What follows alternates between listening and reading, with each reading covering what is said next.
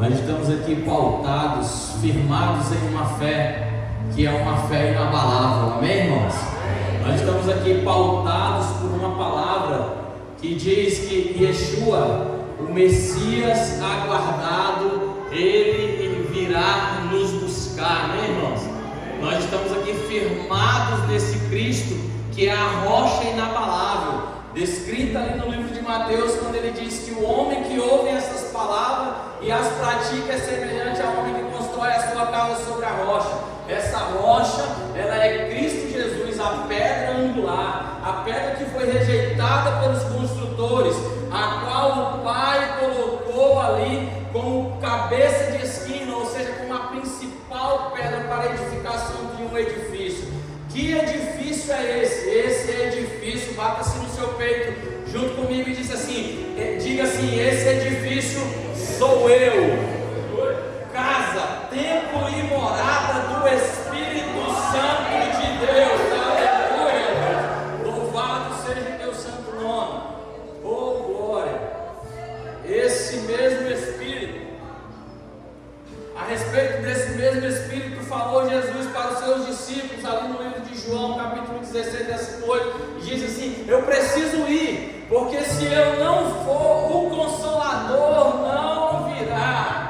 Eu preciso ir, eu vou voltar, mas se eu não for, o Consolador não virá. Esse Espírito Santo de Deus está aqui hoje, nessa noite, em posição de batalha, em posição de guerra e em posição de luta. Pergunte assim para mim: que luta é essa? Ele está lutando para convencer o homem do pecado, da justiça e do juízo. Esta é a luta que ele está lutando hoje. Está lutando para te convencer do pecado, da justiça e do juízo. Esse mesmo Espírito, ele usa uma arma, pastor Gerson, nessa luta. Esse mesmo Espírito, irmão, ele usa uma arma nessa batalha, nessa luta constante.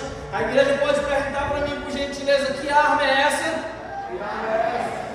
Ele usa uma arma que está escrita no livro de Hebreus, no capítulo 4, no versículo 2.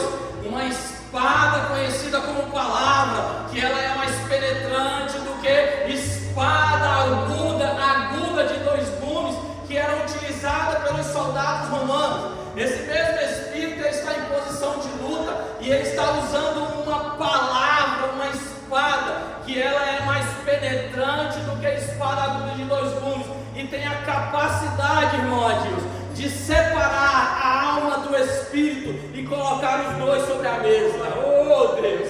Essa mesma espada que ele está usando, ela tem a capacidade, meu irmão, de separar as juntas das medulas. Invejavelmente, os sacerdotes, quando sacrificavam, eles tinham que separar ali as peças do novilho que estava sendo sacrificado, mas a faca do sacerdote, ela não tinha a capacidade de separar as juntas das medulas. Não. Mas a arma que esse Espírito está usando hoje, a espada que ele está usando, a palavra que ele está usando, ela tem essa capacidade de separar as juntas das medulas. E muito mais ainda, esta palavra, esta espada, ela já está apta, ela já está pronta, ela já está prontinha, apta para quê? Para discernir, para compreender, para entender a intenção dos pensamentos do coração do homem. Não importa aquilo que você está pensando, não importa. Eu quero te dizer nessa noite que esta palavra, segundo Paulo escreveu aos Hebreus, capítulo 4, versículo 12, ela está preparadíssima, ela está apta para discernir as intenções e os pensamentos do coração do homem. Aleluia. Esta mesma palavra, irmão, esta mesma palavra a qual disse Paulo, esta mesma palavra foi utilizada por João. Essa palavra que é um verbo do original grego logos, que significa palavra. Então ele diz: no início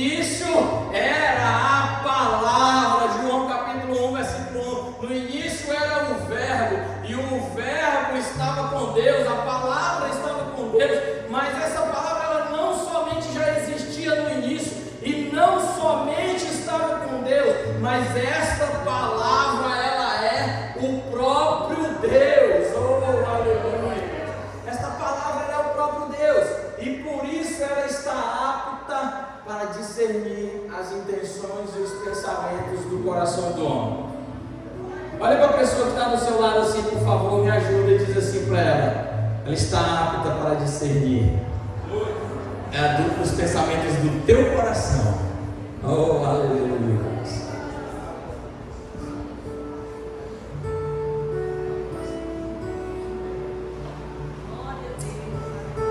Passa o versículo 2 aí, por favor. Então ele vai dizer que ele estava no princípio com Deus. Versículo 3: todas as coisas foram feitas por ele. Tudo, irmão. Respira fundo assim comigo. Toca no ombro da pessoa que está do teu lado. Você conseguiu sentir isso? Tudo isso foi criado por ele. É isso que João está dizendo. Todas as coisas foram feitas por ele, e sem ele, essa pessoa que está do teu lado não poderia vir a existir. É isso que João está dizendo, porque nada do que foi feito, e sem ele nada do que foi feito se fez. Versículo 4: nele estava a vida, e a vida era a luz dos homens. Diga assim comigo: luz. A vida era a luz dos homens. Nele estava a vida, irmão. Nele está essa vida, e a vida é a luz dos homens. Então o salmista Davi, inspirado por Deus, tomado pelo Espírito, no capítulo 119, versículo 105 do livro de Salmos, ele vai dizer assim: lâmpada para os meus pés é a tua palavra. A mesma palavra descrita no livro de João, que no princípio era a palavra, e a palavra estava com Deus, e a palavra era Deus. Então Davi não poderia falar isso de si mesmo. O Espírito Santo de Deus enche Davi e o inspira a poder dizer: lâmpada para os meus pés é a tua palavra. Sendo que o versículo 4 diz que nele estava a vida, e a vida era a luz dos homens, era a lâmpada dos homens. Lâmpada para os meus pés é a tua palavra. Versículo 5, por favor.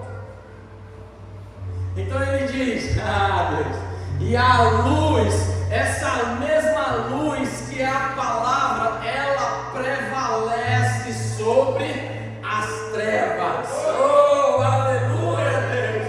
Esta luz que é a palavra, que é o Logos, que era Deus e que estava com Deus e que permanece sendo Deus até hoje.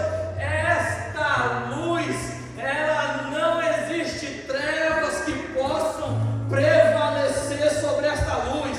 E esta mesma luz é que o salmista Davi está dizendo, e é o que você deve dizer nessa noite: lâmpada para os meus pés.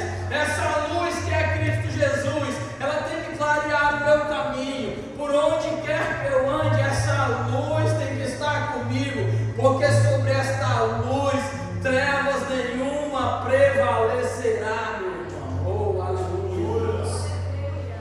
E as trevas não há compreender. Oh, Deus. Aleluia. Quero te convidar para tu abrir a tua Bíblia no livro de Romanos, capítulo 7.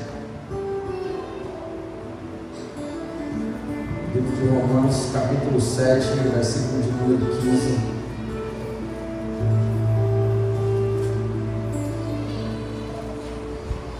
Romanos, capítulo 7, versículo de número 15.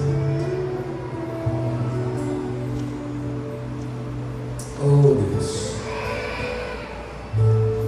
O título dessa mensagem de hoje, meus irmãos, chama-se Vencendo a Carne, Vencendo o Mundo e Vencendo o Diabo. Hoje você vai aprender como vencer a carne, como vencer o mundo e como vencer o diabo, pautado na palavra. Aleluia, Deus. Glória a Deus. Livro de Romanos, capítulo 7, versículo 15. Nós vamos ler o versículo 15 e vamos pular do 15 para o 17, amém? Todos encontraram? Podem dar glória a Deus? Diz o seguinte a palavra: o que eu faço não entendo, pois o que quero, isso eu não faço, mas o que eu não quero, aquilo que eu aborreço, isso eu faço. Versículo 17: de maneira que agora já não sou eu que faço isto, mas o pecado que habita em mim é quem faz isto. Eu sei que em mim, isto é, na minha carne, não habita bem algum. Com efeito, o querer está em mim, o querer realizar o bem está em mim, mas não consigo realizar este bem. Versículo 19: pois não faço o bem que eu quero, mas o mal que eu não quero, esse eu faço. Ora, se eu faço o que não quero, já não faço eu, mas de contraposição, mais sem ir, mas o pecado que habita em mim é que faz. Paulo aqui, ele está escrevendo uma carta aos irmãos que estavam em Roma, tanto hebreus como gentios, como gregos, como helenistas, e ele está aqui relatando um impasse, uma batalha travada que ele está vivendo, e ele está aqui querendo demonstrar que ele quer muito fazer o bem. Jair, ele quer muito fazer o bem, Jair, mas ele está dizendo que ele não consegue fazer este bem. Quando ele pensa em fazer este bem, ele já fez 10 coisas ruins. Mas então Paulo, nesse embate, ele começa a dizer que eu quero muito fazer o bem, mas aquilo que eu aborreço, aquilo que eu não quero, é o que eu tenho feito. Mas quando eu penso em fazer o bem, eu já fiz o mal várias vezes, mas eu quero fazer o bem. Então Paulo, ele continua, e ele começa a compreender, e ele começa a relatar a compreensão desse embate interior que ele tem, dizendo que, de maneira que agora, já não é mais ele quem está executando este mal que ele não quer executar. Ele está executando algo que ele não quer executar, mas ele está já compreendendo que não é ele próprio, a pessoa de Paulo, que está executando algo ruim, algo de mal, porque ele, Paulo, deseja realizar e fazer coisas boas, mas quando ele se espanta, já fez o mal. Quantas vezes isso acontece conosco? Queremos fazer o bem, e quando estamos, de repente, já fizemos o mal, e depois de um mal já executado, nós meio que abrimos os nossos olhos e começamos então a ser compungido pelo Espírito Santo de Deus que habita em nós, realizando a sua função, convencendo o homem do pecado, da justiça e do juízo. Então nós percebemos que fizemos aquele mal. Então Paulo, ele percebe isso, e então ele começa a declarar e a dizer: não sou eu que estou fazendo isso, porque existe um mal que ainda habita em mim, existe ainda algo neste corpo que é corruptível, que está executando aquilo que eu não quero, mas eu quero muito fazer o bem, muito. Eu sei que em mim, isto é, na minha carne, não habita bem algum. Com efeito, o querer fazer o bem está em mim, e eu tenho certeza disso. Paulo, então, ele começa aqui a ter uma revelação e trazendo uma explicação aos irmãos que estavam em Roma, de um embate entre o seu espírito e a sua alma. Eu lembro que o Vantley trouxe uma palavra de um dia no DPF. Quando terminou, eu falei assim para ele, para falar a verdade, não estou lembrado se foi no DPF, se foi no domingo da noite, mas eu falei para ele ali fora, ele vai lembrar. Eu falei assim: Vantley, parece que tu estava fazendo assim uma abertura, trouxe umas explicações sobre a divisão da alma, para uma palavra que eu estou preparando para trazer para a igreja. tropeçou muito ali fora esse dia. Então Paulo ele está aqui fazendo essa luta, um embate entre o espírito e a alma. A alma, a sua mente, os seus desejos, as suas vontades, aquilo que o seu corpo quer, aquilo que você deseja. Então Paulo diz o seguinte: o meu espírito ele quer fazer o bem, mas quando eu me espanto, a minha alma já executou o mal. Irmãos, a sua mente, o seu desejo, as suas vontades, o seu querer, o seu corpo, quero que você entenda isso, olha para cá, para você entender isso. O seu corpo, ele faz aquilo que a tua alma deseja. Diga assim comigo: meu corpo, ele faz aquilo que a minha alma deseja. A minha alma deseja beber água, ela manda um comando e o meu corpo bebe água. Então, é disso que Paulo está falando. É desse embate, dessa luta entre o espírito e os desejos da alma. Aquilo que a alma quer. Então, Paulo, ele demonstra ali esse seu conflito interior, uma luta entre as atitudes da sua carne, do seu corpo, fazendo aquilo que a alma quer, contra aquelas atitudes do espírito, contra aquilo que o espírito quer. Porém, você precisa subjugar a tua alma às vontades do teu espírito. Você precisa urgentemente fazer com que a tua alma faça aquilo que o teu espírito quer que ela faça. Por quê? Porque o teu espírito, a partir do momento que você aceita o plano de salvação, você passa a ser o templo e a morada do Espírito Santo de Deus. Então o teu espírito está atrelado ao Espírito de Deus. E pelo teu espírito estar atrelado ao Espírito de Deus, o teu espírito vai desejar aquilo que o Espírito Santo de Deus quer. Foi por isso que Jesus, falando aos seus discípulos, ele disse o seguinte: olha, na verdade, o Espírito, irmão Adilson, já está pronto, mas a carne é fraca. Por que a carne é fraca? Porque ela tende a querer fazer os desejos e os anseios da alma. Se a alma quer beber água, ela manda um comando e o corpo bebe água. Se a alma quer churrasco, ela manda um comando e o corpo vai para o churrasco. Se a alma quer, gostaram, né? Se a alma, irmão, os seus desejos, as suas vontades, ela só quer aquilo que traz satisfação para o corpo. As suas emoções, desejos e vontades, a sua mente, que é a sua alma, ela só quer aquilo que é satisfatório para o corpo. Ela não quer aquilo que é satisfatório para o espírito, e por isso é que Jesus disse: o espírito na verdade está pronto, porque o teu espírito está atrelado ao Espírito de Deus, e o Espírito de Deus já está pronto, meu irmão. Mas o corpo só quer fazer aquilo que a alma quer. O corpo só quer fazer aquilo que a alma quer. E como é que eu vou conseguir vencer a vontade da carne, meu irmão?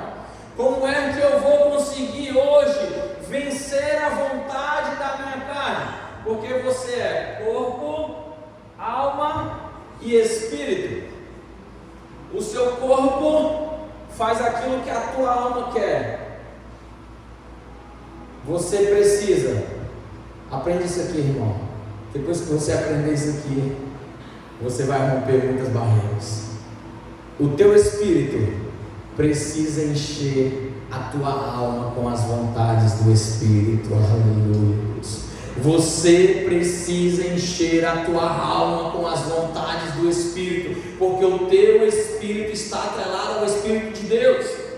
Quando você conseguir encher a tua alma com as vontades do teu espírito, então a tua alma vai mandar comandos para que o teu corpo faça aquilo que o Espírito Santo de Deus que está em você quer que você faça. Evangelismo na CBP tem que acordar 4 horas da manhã. A minha alma quer? A minha alma não quer, meu amigo. A minha alma 4 horas da manhã, ela quer estar embrulhado num ar-condicionado friozinho, dormindo no melhor sono que tem. das 4 ali às 7 da manhã. A minha alma não quer, mas o meu espírito atrelado ao Espírito de Deus, irmão Jair, está pulando dentro de mim e dizendo: alma, tu precisa levantar. Alma, está na hora de tu levantar, porque é chegado a hora de levar o Evangelho da salvação. Eu preciso subjugar a minha alma às vontades do Espírito, irmão. Diga assim comigo: eu preciso subjugar a minha alma às vontades do Espírito de Deus. Aleluia. Quando você conseguir subjugar a tua alma às vontades do Espírito Santo de Deus, irmão, então você vai conseguir vencer essa carne, porque a carne só faz aquilo que a alma deseja. E então, quando a sua alma estiver cheia da palavra, da luz que ilumina o seu caminho, do Espírito Santo de Deus, quando a tua alma estiver totalmente cheia disso, então o teu corpo será obrigado a fazer aquilo que o Espírito Santo de Deus quer que você faça. Vai ser assim que vai ter que funcionar. Vai ser assim que vai ter que funcionar. Já chega, já chega. 10 anos, 15 anos de crente, 20 anos de crente, e o corpo só fazendo aquilo que a alma quer. O corpo precisa fazer aquilo que o Espírito quer, e nós vamos subjugar essa alma a fazer aquilo que o Espírito Santo de Deus quer. O salmista Davi, compreendendo tudo isso, compreendendo que para ele vencer, e ele divinamente inspirado por Deus, ele recita lá no livro de Salmos, capítulo 103, coloca aqui para mim, vamos ver se é o 103 ou se é o 105, por favor, mas eu acho que é o 103, o salmista, tomado pelo Espírito Santo de Deus, ele começa a dizer assim, irmão Val: bendiz, ó minha alma, ao Senhor. Sabe o que ele está dizendo? Ele está dizendo assim: ei alma, fale bem do meu Deus, bendiga Ele, exalte o teu santo nome. O Espírito de Davi está subjugando a alma dele, dizendo: bendiz, ó minha alma, ao Senhor, e tudo o que há em mim, bendiga o seu santo nome. O Espírito de Davi está conversando com a sua alma e dizendo: ei alma, chegou a hora, é agora, bendiga, fala bem do meu Senhor. Eu estou te dando uma ordem com o meu Espírito: bendiz a minha alma ao Senhor, e tudo que há em mim, bendiga o teu santo nome. Versículo 2. Bem, então, o Espírito de Davi, atrelado ao Espírito de Deus, ele insiste dizendo: bendiz, ó minha alma, ao Senhor. Oh Deus. Irmãos, vou abrir um parênteses aqui para falar uma coisa para vocês. Na língua hebraica não existe o pleonasmo que existe na língua portuguesa. Aquela situação de subir para cima, descer para baixo, não existe. Quando se repete na palavra palavras no mesmo ou no versículo subsequente, como Davi repetiu: bendiz, ó minha alma, ao Senhor, não é um pleonasmo, é porque ele está afirmando que aquilo de fato é verdade. É por isso que Jesus, quando falava para o povo, ele dizia assim: ó, em verdade vos digo. Porque ele estava afirmando aquilo. Então Davi, ele continua e diz o seguinte: olha, bendiz, ó minha alma, ao Senhor. Ei alma, está na hora, é agora. Bendiga o Senhor, bendiga o teu santo nome, não te esqueças de nenhum dos seus benefícios. Por quê? Por que alma? Por quê? Porque alma, tu é muito fácil de esquecer. Tu esquece muito rápido tudo aquilo que ele fez por ti. Não esqueça. É isso que o Espírito de Deus, atrelado ao Espírito de Davi, está dizendo para a sua alma: não te esqueças dos benefícios que Deus fez e continua fazendo para contigo, meu irmão. Não, porque a nossa alma tem essa tendência de esquecer muito rápido. Então ele diz o seguinte: olha alma, é Ele quem perdoa todas as tuas iniquidades, alma. Não te esquece desse benefício. Te enche com as vontades do Espírito que eu estou te dando um comando agora. É Ele quem te sara todas as tuas enfermidades, alma. Quando tu estás doente, é Ele quem te sara. E se tu compreender que tu precisa estar cheia da vontade desse espiritual, tu vais conseguir vencer essa carne que é terrível. Tu vais conseguir.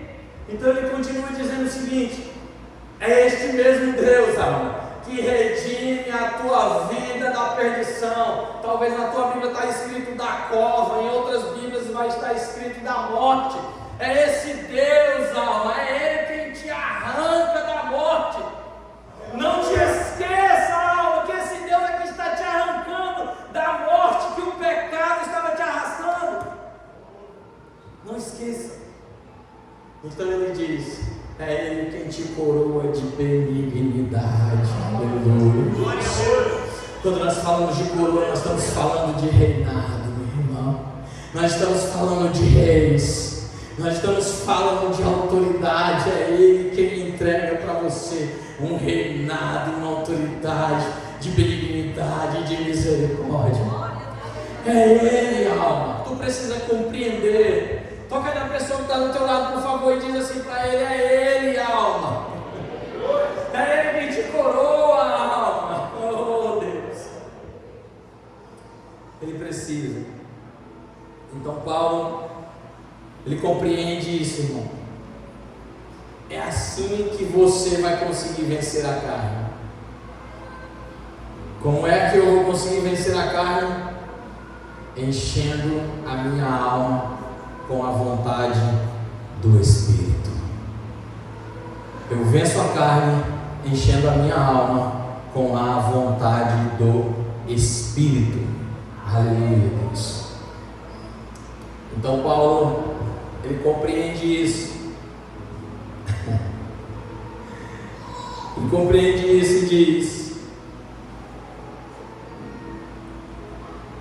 eu não peco mais eu.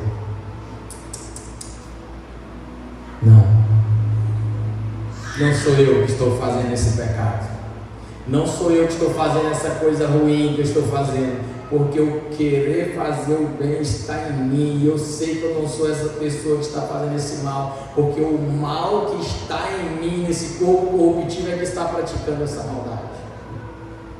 E sabe por que ele compreende tanto isso? Que ele chega no ápice da revelação e ele diz assim, ó: sabe por quê? Porque Cristo não peca. Por que eu, Paulo, não peco mais? Porque Cristo não peca. E eu já não estou vivendo mais, mas Cristo é quem está vivendo em mim. Não vivo mais eu, mas Cristo vive em mim. E Cristo não peca, meu irmão. Se Cristo vive em ti, então você não peca. Por quê? Porque Cristo não peca. E é isso que Paulo entendeu. Já não vivo mais eu, mas Cristo vive em mim. Aleluia. O salmista Davi, inspirado pelo Espírito, ele vai revelar e vai dizer que Deus não vai permitir que o teu santo veja corrupção. Se referindo a Jesus Cristo, ele diz: tu não deixarás que o teu santo veja corrupção. Está em Salmo 16:10. Tu não permitirás que o teu santo veja corrupção. Não. Então Paulo entende que é dessa forma que ele vai conseguir vencer a carne. É deixando que Cristo viva nele e ele já não viva mais. Sabe o que é isso, irmão? É como Paulo disse a carta aos Coríntios: eu não somente gastarei, mas eu me deixarei gastar por amor de vocês, por amor da pregação desse Evangelho. É compreender isso. É compreender que não somente você precisa gastar, mas você também precisa se deixar gastar por amor desse Evangelho. Está puxado, está cansado. Se deixa gastar. Se deixa gastar, meu irmão. Se deixa gastar por amor desse Evangelho. Então, quando ele compreende isso, então ele chega no ápice da revelação e ele diz assim: nenhuma condenação há para aqueles que estão em Cristo Jesus, o nosso Senhor e Salvador, e que não andam mais segundo a carne, Deus, mas que andam segundo a vontade do Espírito. É assim que você vai vencer a carne. Como? Enchendo a alma com as vontades do Espírito. É assim. Só que nós precisamos também,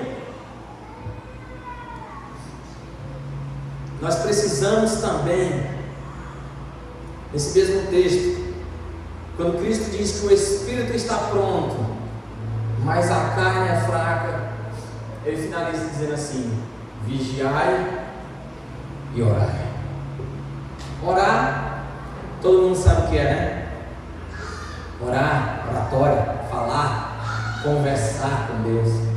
E vigiar, está de olho aberto, é não cochilar. E vigiar,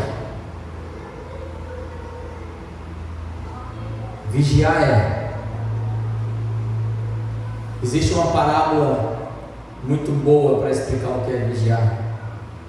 Ela é conhecida como a parábola do servo vigilante. Está escrito no livro de Mateus, no livro de Marcos e no livro de Lucas. No livro de Lucas está no capítulo 12, quando ele diz que um senhor saiu para uma viagem e entregou a chave de um celeiro para o seu servo, para que aquele servo entregasse o alimento para os seus conservos no dia e na hora certa. Só que aquele servo, pastor, que recebeu a chave, ele disse assim no seu coração, ele disse assim na sua alma: o meu senhor vai demorar em voltar, e por ele demorar, eu vou começar a comer a comida que ele deixou no celeiro, eu vou começar a me embriagar com o vinho que ele deixou no celeiro, e eu vou descer o sarrafo nesses outros servos que estão aqui. E então a parábola diz que logo o seu senhor volta, e quando chega, aquele servo está comendo, bebendo e castigando os seus conservos. Mas o servo que está vigilante, a parábola vai dizer que o servo que está vigilante, ele tem a chave do celeiro e ele entrega o alimento para os seus conservos no dia e na hora certa. E ele entregando este alimento, o seu senhor chega e então surge uma frase que é muito conhecida aqui e que o pastor Gerson gosta demais: bem-aventurado aquele servo, aleluia, que quando o seu senhor chegar, o achar fazendo assim como? Entregando o alimento. Aquele servo está com a chave. Levanta a tua mão assim comigo, por favor. Você está com a chave do celeiro, meu amigo. Você está com a chave do celeiro. O celeiro está nas tuas mãos. O Senhor foi fazer uma viagem. Livro de Lucas, capítulo 15, ele diz: um homem veio de um lugar longínquo a fim de tomar para si um reino e depois voltar. O seu Senhor, ele voltou, ele está lá, mas a chave do celeiro está na tua mão, e o entregar o alimento é estar vigilante. Como é que eu estou vigilante? Quando eu estou entregando o alimento. Quando nós falamos de alimento, nós arremetemos a memória para o pão, que era o alimento que fazia parte da alimentação básica daquele povo naquela época. E arremetendo a nossa mente, a nossa memória para o pão, Jesus nessa parábola ele está dizendo o seguinte: olha, eu sou o pão vivo que desceu do céu, estou no celeiro chamado igreja, a chave desse celeiro está na mão daqueles servos que estão ali, e eles precisam entregar esse alimento, esta palavra, este pão vivo que desceu do céu.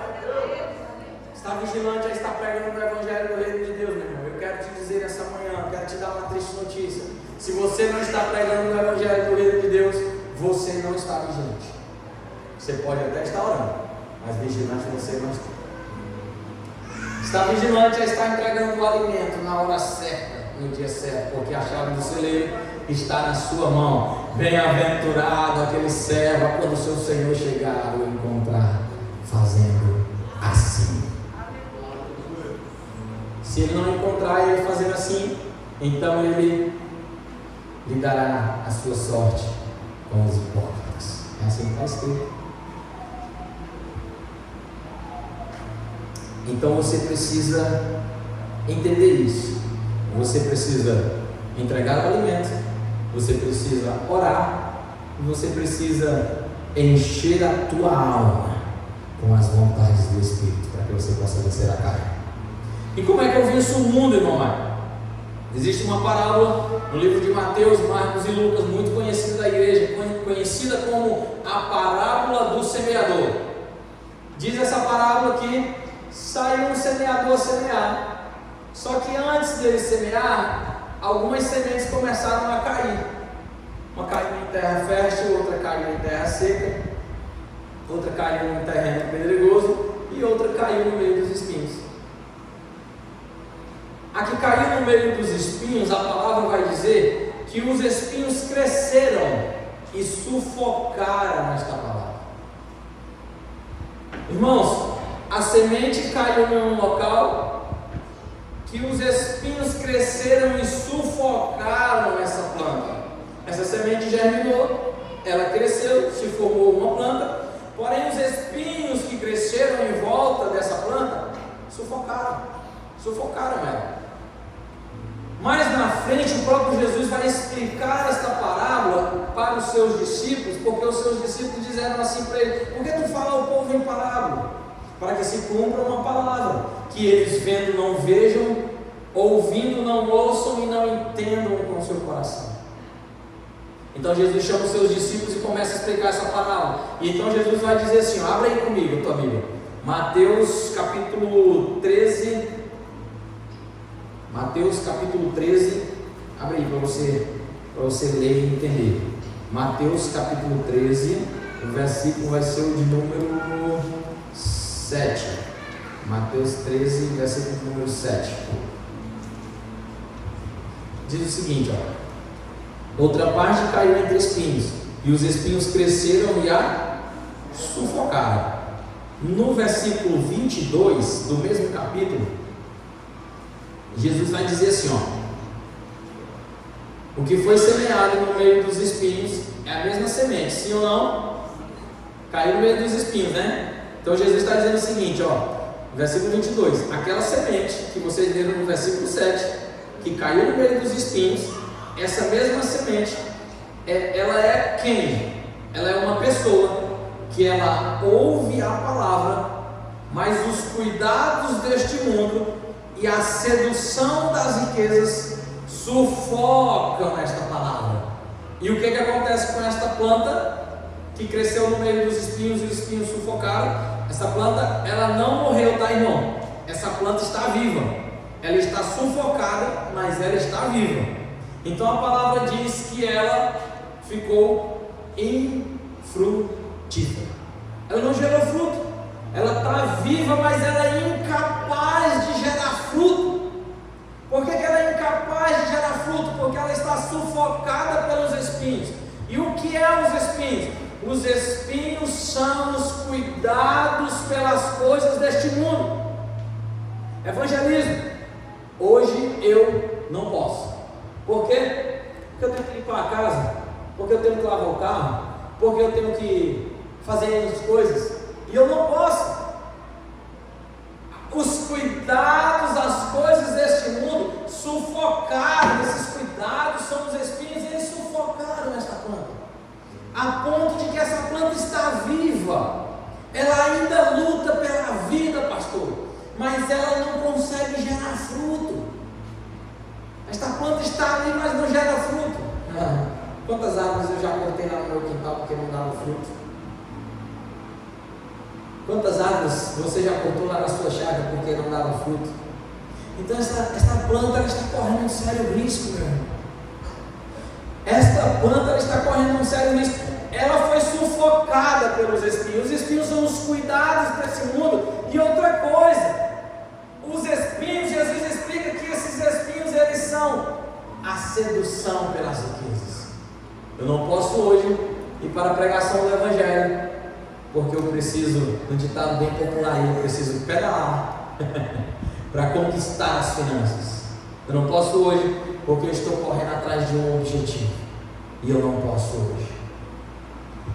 A sedução pelas riquezas sufocam esta planta, sufocam ela de tal forma que ela fica infrutífera.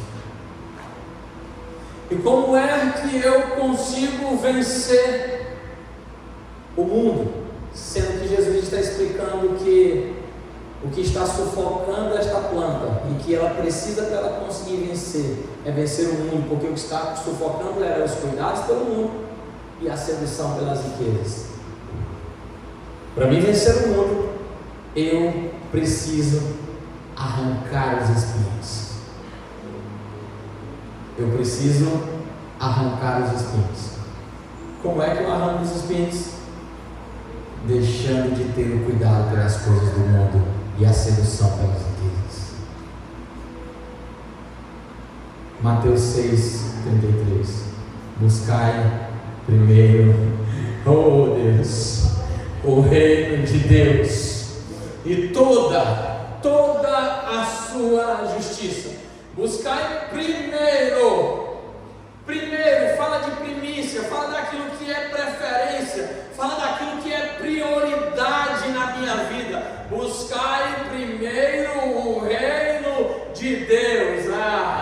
Se Paulo dissesse assim, eu não vou escrever agora essa carta aos Romanos, não, porque eu tenho que terminar de fabricar uma tenda que foi encomendada pelo general que está cuidando da minha prisão aqui em Roma. Eu não vou escrever ela agora, não, vou deixar eu escrever ela daqui 10 anos, daqui 20 anos, e Paulo morre e não escreve essa carta. Não vou escrever agora essa carta aqui para a igreja de Gálatas, porque eu estou muito ocupado com a minha fabricação de tendas. Já pensou se Paulo tivesse feito isso, meu irmão? Buscai, é isso que Jesus está dizendo, buscai primeiro o reino de Deus e toda a sua justiça. Busque primeiro este reino. Irmão, quando você compreender que basta cada dia o seu mal, Deus, no dia que Deus me mostrou isso, a Raca falou para mim assim, é doido. Irmão, no dia que você compreender que basta cada dia o seu mal, vai ser poderoso. Como é que eu venço o mundo? Como é que eu venço o mundo, irmão? Vá arrancando os espinhos. Madilson, é assim que nós vamos vencer o mundo, arrancando os espinhos, buscando o primeiro reino e não deixando com que os cuidados das coisas deste mundo sufoquem esta planta. Oh Deus, eu venço a carne quando eu subjugo a minha alma a fazer aquilo que o meu espírito está desejando.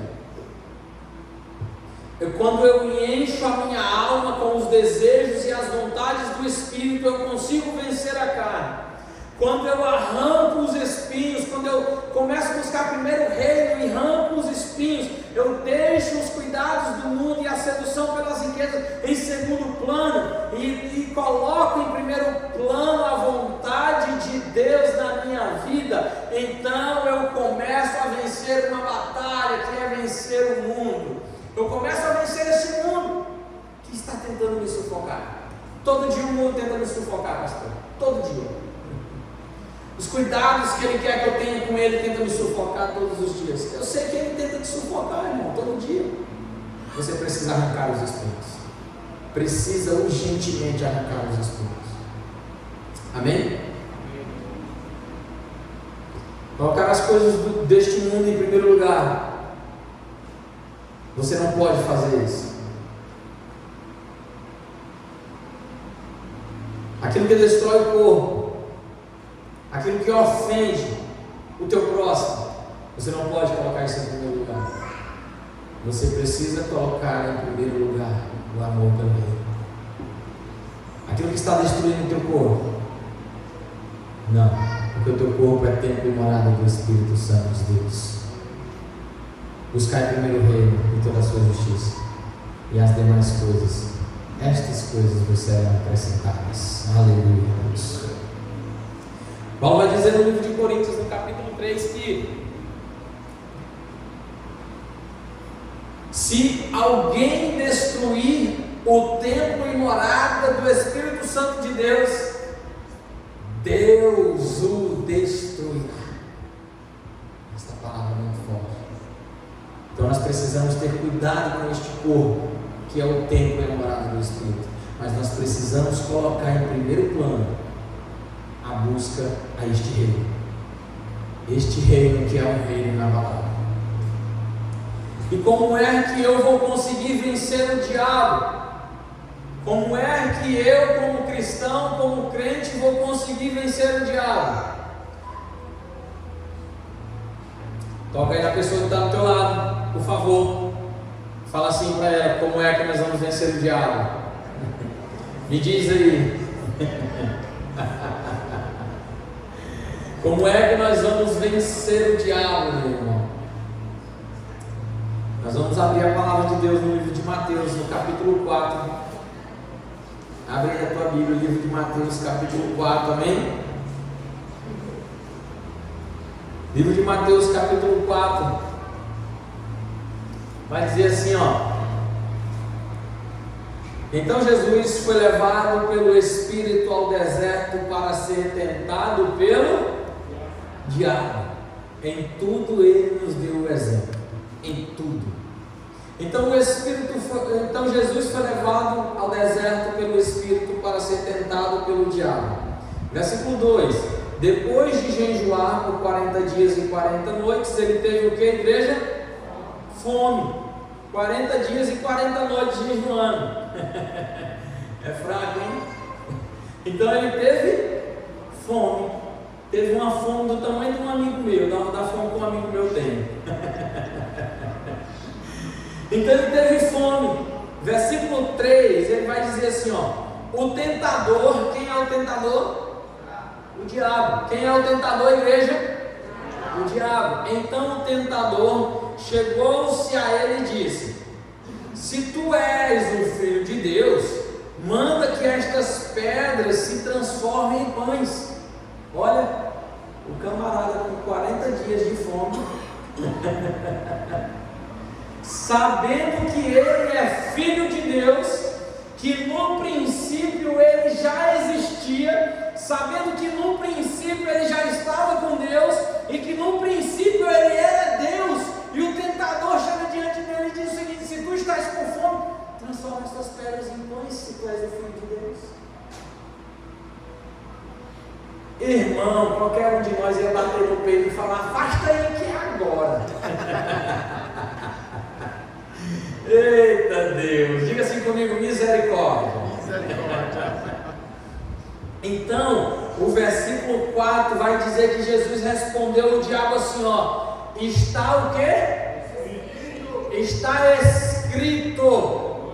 Ah, Deus, não sou eu que estou falando. Lembra que, como é que foi? Como é que está escrito? Ele diz assim, ó: sendo Deus, ele mesmo sendo Deus, ele não usurpou o ser igual a Deus. Então ele não diz assim: não sou eu quem estou falando, diabo. Está escrito, nenhuma palavra que o meu Pai já autorizou que alguém escrevesse. E o que é que está escrito lá? Não só de pão viverá o homem, mas de toda palavra que sai da boca de Deus. Oh, sendo Deus, não usurpou ser igual a Deus. 40 dias e 40 noites de fome, eu sabendo que eu tenho o poder de transformar pedras em pães. Ele podia ou não transformar as pedras? Podia. Era um estalar de dedos. As pedras virariam um pão mais gostoso que alguém já teria comido na face dessa terra. Mas ele disse: nem só de pão viverá o homem, mas de toda a palavra que sai da boca de Deus. Então no versículo 5 vai dizer que o diabo o levou à cidade santa. Qual é a cidade santa, igreja? Jerusalém. Diga assim comigo: a cidade santa cidade santa é Jerusalém. é Jerusalém. Você vai morar na nova cidade santa. Entendeu aí? Pegou aí? Vai morar na nova cidade santa, na nova Jerusalém. Então ele diz assim, ó, então o diabo levou a cidade santa e o colocou sobre o pináculo do templo. Só para os irmãos entenderem, o pináculo do templo era o ponto mais alto que existia no templo. Então era lá nesse lugar, um lugar bem alto. Ele levou ele lá e ele disse o seguinte, quem está falando aqui é o diabo, viu, irmãos? Ele diz assim, o diabo, ó, se tu és o filho de Deus, olhando para Jesus ele diz, ei, se tu és, olha a afronta que ele fala, se tu és o filho de Deus, lança-te daqui abaixo, pois está escrito, ó.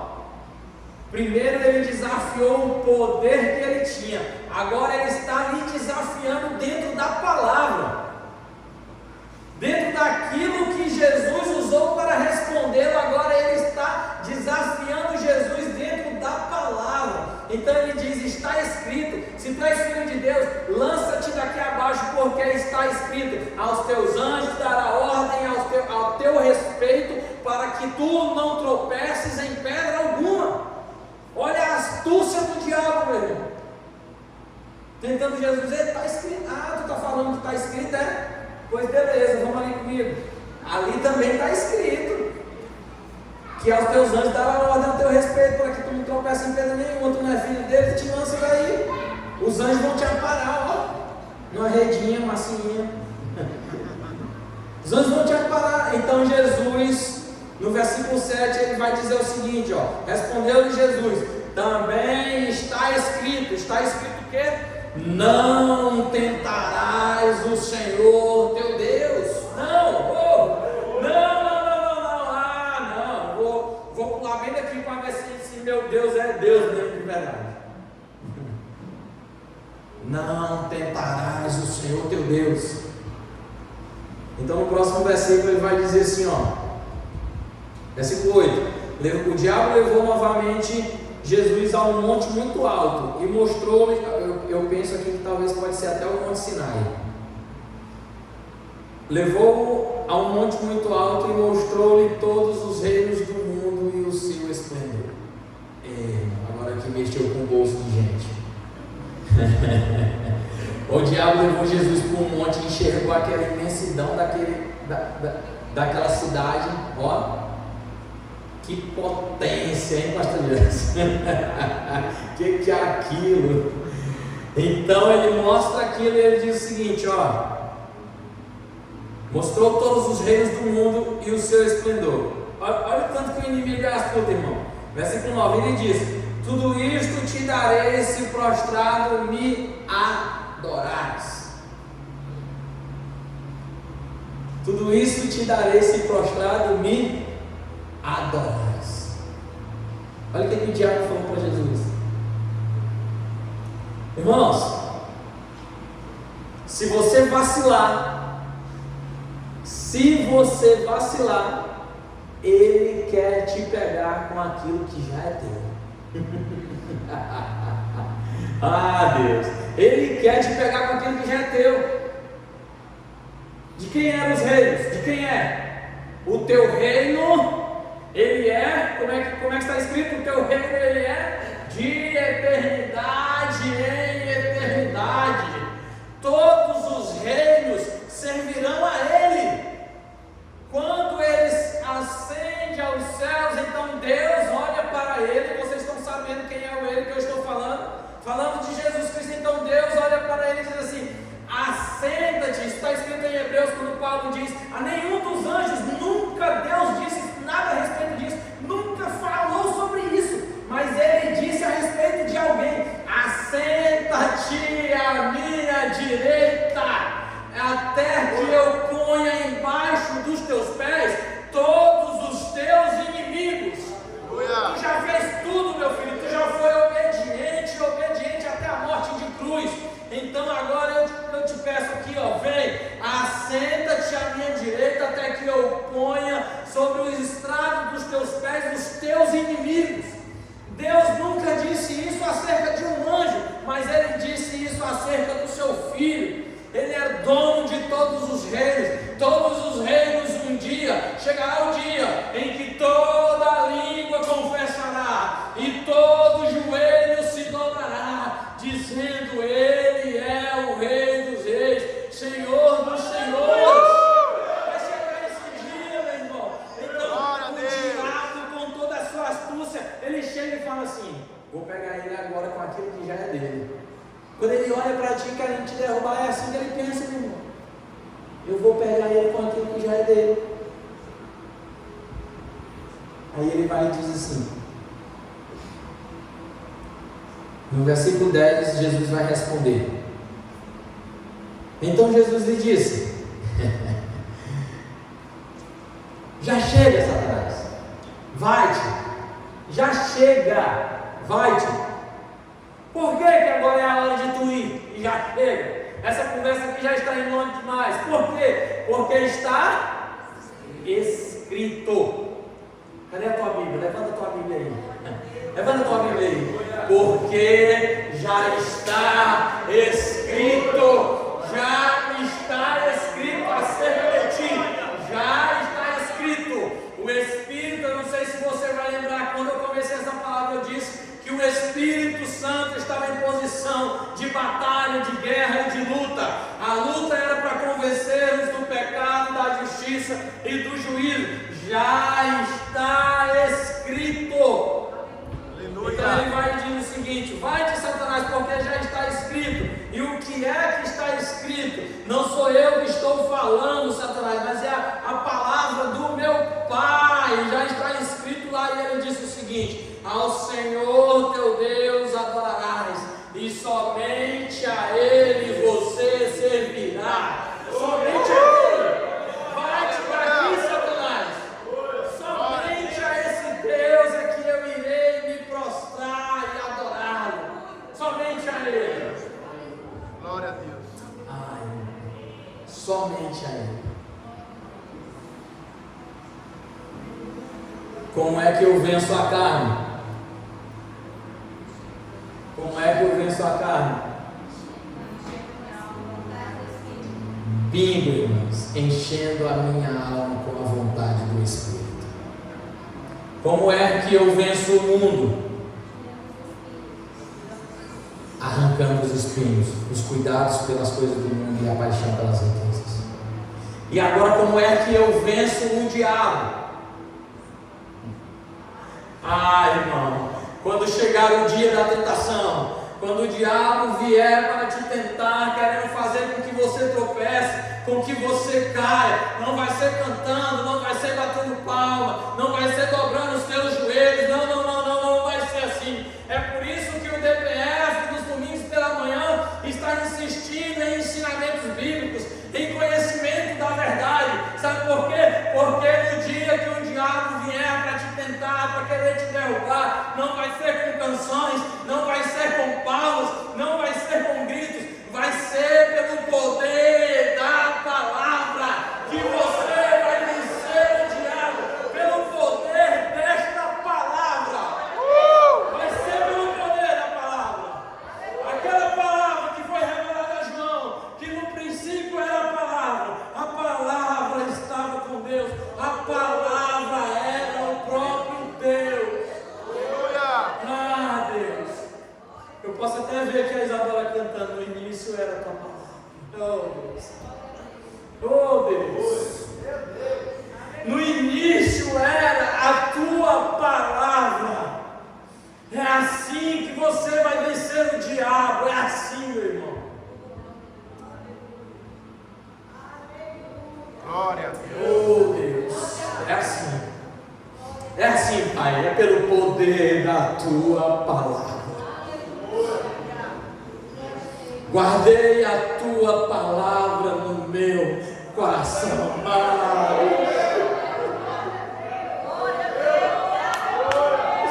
Oh Deus. Oh Pai. Guardei para quê? Guardei para quê? Para não pecar contra ti. Oh Santo Deus. Foi só para isso, Deus. Foi somente para isso. Para quando chegar o dia da tentação, eu não peco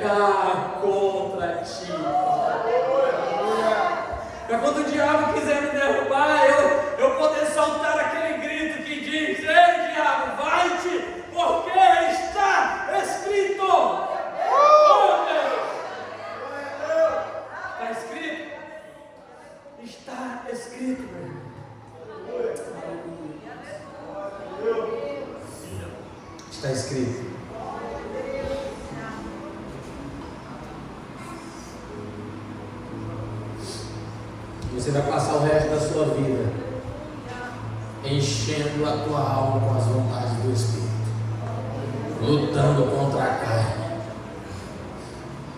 vencendo o diabo e vencendo os espinhos deste mundo. Por quê? Sabe por quê? Porque você só vai se livrar desta carne quando você morrer. Sabe quando é que o mundo vai parar de tentar te sufocar? Só quando você morrer. A luta vai ser todo dia. Essa batalha vai ser todo dia. Mas eu, não sei você, mas eu vou estar pronto. Eu vou estar fazendo assim. Oh, Deus. Sabe quando é que o diabo vai parar de usar todas essas coisas para te tentar? Só quando você morrer. Você vai precisar estar com esta palavra cravada no teu coração. Cravada. Mas eu tenho boas notícias para você. Toca assim na pessoa que está do teu lado, por favor. Se você puder, faça isso para mim, por favor, e diga assim para ele: eu tenho uma boa notícia para você. Eu vou te falar agora qual é a boa notícia. 1 Coríntios capítulo 15, 54.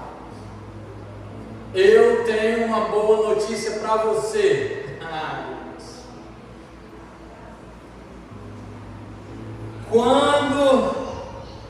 Quando é que você vai parar de ser tentado pelo diabo, de ser sufocado pelos espinhos e de ser insistentemente o teu corpo executando aquilo que a tua alma quer contra a vontade do Espírito? Quando é que isso tudo vai parar? Quando você tiver este corpo corruptível, que ele se revestir da incorruptibilidade, isto que é mortal, aquilo que é mortal se revestir da imortalidade. Então, quando isto acontecer, meu irmão, quando isto acontecer, então cumprir-se-á uma palavra que está escrita. E o que é que está escrita? Tragada foi a morte pela vida. Ela foi tragada. Tragada foi a morte pela vida. Quando isso acontecer, meu irmão. Aleluia. Oh, Deus. Aleluia. Oh, morte. Oh, Deus. Onde está a morte? Onde está? Onde está o que, morte? Onde está a tua vitória? Aonde, morte? Onde está a morte, a tua vitória? Tragada foi a morte pela vida. Onde está a morte, a tua vitória? Jesus ressuscitou, quebrando todo o aguilhão da morte, todo o poder que a morte tinha sobre a minha e a tua vida. Ele levou sobre si os nossos pecados, o castigo que me traz a paz estava sobre ele. Volta aí o versículo. Onde está a morte, o teu aguilhão? Onde está, inferno, a tua vitória? Onde está? O aguilhão da morte é o pecado. Esse aguilhão não está mais sobre mim, porque eu não peco mais, porque não vivo mais eu, mas Cristo vive em mim, e Cristo não peca. Este aguilhão, essa cadeia, essa algema não está mais sobre a minha vida. A força do pecado é a lei, passa. Mas graças a Deus, aleluia. Diga assim comigo: graças a Deus, que nos dá a vitória. Que jeito é que Ele nos dá essa vitória? Como é? Balança a pessoa que está do teu lado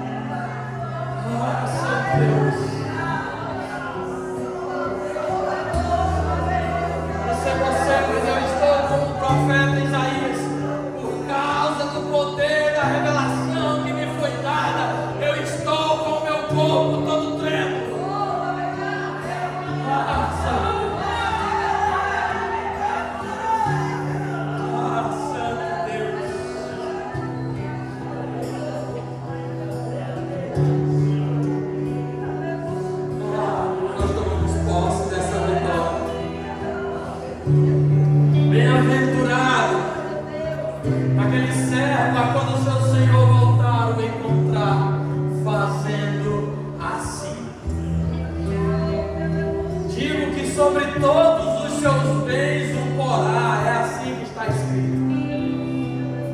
Deus, sobre todos os teus bens. Irmão, talvez você ainda não entendeu quais são os bens dele. Talvez você ainda não entendeu, mas ele diz que quando ele encontrar você fazendo assim, ele irá te colocar sobre todos os seus bens. Meu Deus! Meu Deus! Os bens dele estão descritos no livro de Apocalipse, meu irmão. Os bens que ele quer te colocar sobre estes bens não são coisas corruptíveis dessa terra. Estes bens estão escritos no livro de Apocalipse, no capítulo 2, no versículo 7. Ele diz o seguinte: quem tem ouvidos, ouça o que o Espírito diz à igreja. Aquele que vencer, aquele que quando eu voltar, me encontrar fazendo assim. No início era a tua palavra, no início era o verbo estava com Deus e o verbo era Deus. Este mesmo verbo, ele plantou uma árvore no meio do jardim do Éden. Esta árvore se chama árvore da vida. Quem é o dono desta árvore que plantou no meio do jardim? Quem é o dono desta árvore, igreja? Quem? Deus é o dono desta árvore. Então ele diz no livro de Apocalipse, capítulo 2, versículo 7: ao que vencer, eu que sou o dono deste bem, darei o direito de comer do fruto da árvore da vida. Oh Deus, se coloque de pé. Se coloque de pé, por favor, se você puder. Bem-aventurado o servo que quando o seu Senhor voltar, o encontrar fazendo assim. Eu garanto que lhe colocarei sobre todos os teus bens. Apocalipse capítulo 2, versículo 17. Ao que vencer, dar-lhe-ei o direito de comer algo que eu tenho guardado. Que algo é este? Dar-lhe-ei o direito de comer do maná escondido. Oh Deus! O maná, o pão vivo que desceu do céu. Oh meu Deus, oh Pai. Ao que vencer, dar-lhe-ei o direito de se assentar-se comigo no meu trono. Oh Deus! Deus, tu és santo, Pai.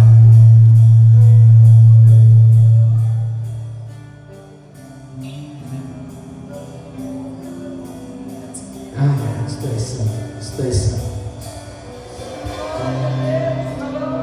Livro de João, nós vamos encerrar agora. 1 João capítulo 2. Pode ficar em pé. Nós vamos encerrar agora. 1 João capítulo 2, versículo 14.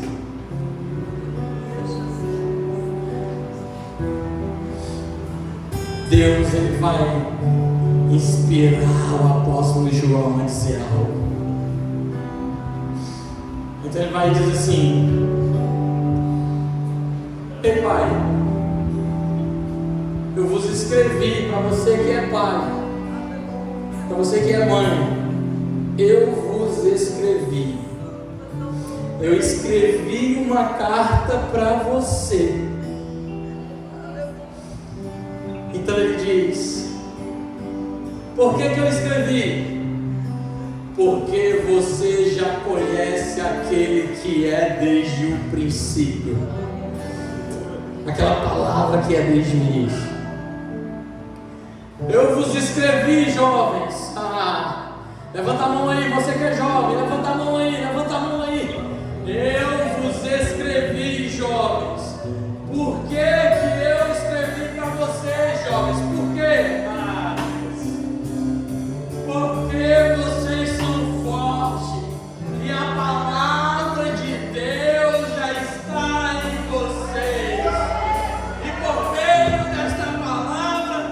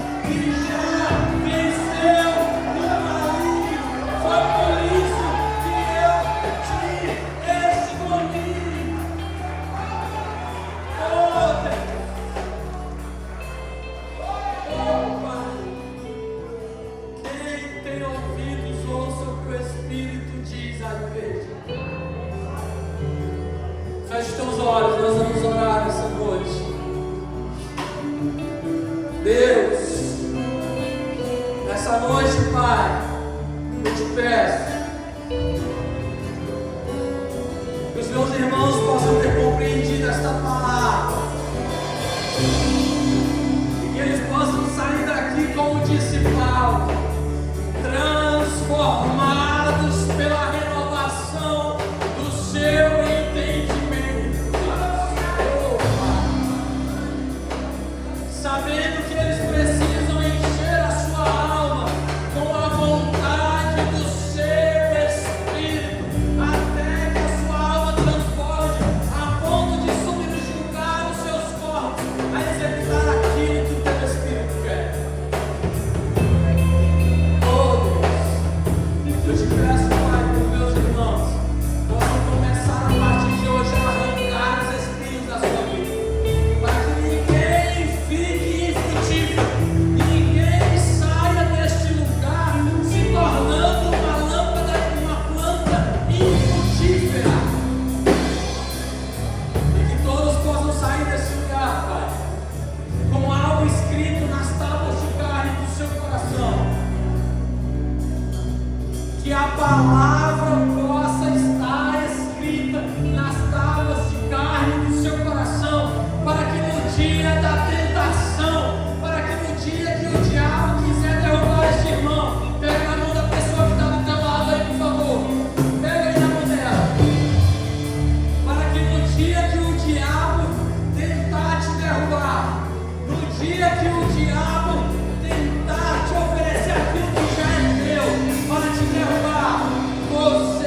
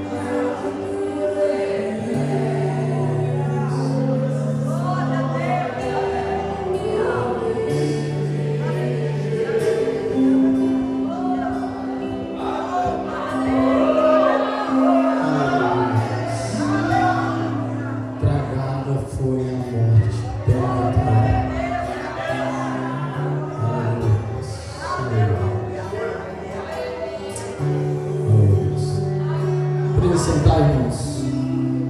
Eu quero fazer um convite para você, para que você esteja participando conosco nos domingos pela manhã, a partir das 8h30, num projeto aqui chamado DPF, aprendendo da palavra de Deus, se capacitando, para que quando o seu Senhor chegar, Ele te encontre fazendo